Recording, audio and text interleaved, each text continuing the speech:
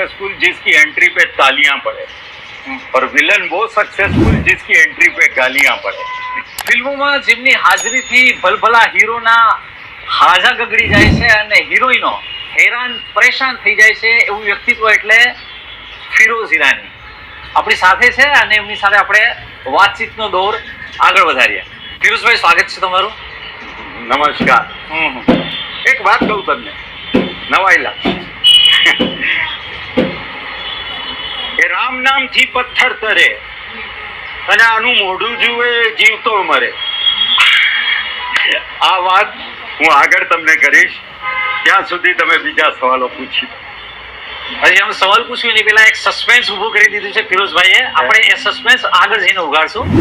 ફિરોઝભાઈ, તમારો ચહેરો આમ દેખાવડો છે, બરાબર, અને અમે એવું પણ સાંભળ્યું છે કે 70ના દાયકામાં તમને કદાચ મેઇન લીડ એટલે કે હીરો તરીકે ઓફર પણ થઈ હતી, બરાબર? જી હા. તમારા અવાજમાં રણકો છે, તો પછી આ હિરોઈનોને હેરાન કરવાનો, દર્શકોની ગાળો ખાવાનો, આ વિલનનો માર્ગ કેમ અખ્તિયાર કર્યો?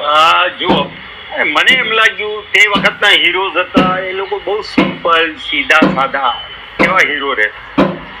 મને એમ લાગતું હતું કે નહીં યાર, આમ મજા નહીં આવે, મારે જુદા જુદા પ્રકારના બધા રોલ કરવા હોય તો મારે શું કરવું.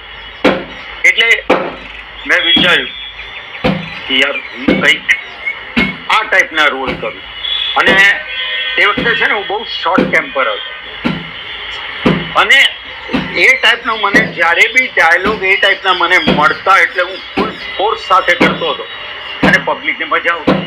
અને મેં જ્યારે પહેલી ફિલ્મ કરેલી ગુજરાતણ 1967, એ વખતે મારા ફાધરે મને વિલન બનાવ્યો. એમણે મને કહ્યું કે તું હીરોમાં ટ્રાય નહીં કરતો, તું વિલન બહુ સારો બની. પછી તમારી એમ રકઝક થઈ હતી કે શા માટે મારે હીરો ન બનવું જોઈએ? હા, મેં કહ્યું, મને કહે કે નહીં, તારો જે નેચર છે, તારો જે સ્વભાવ છે, એ તને જે નાટકમાં અમે લોકો કરતા હતા એમણે એ નિહાળ્યું હતું, જોયું હતું, અને એમણે ઓબ્ઝર્વ કરીને મને કહ્યું કે નહીં, તું વિલન બહુ સારો બનીશ.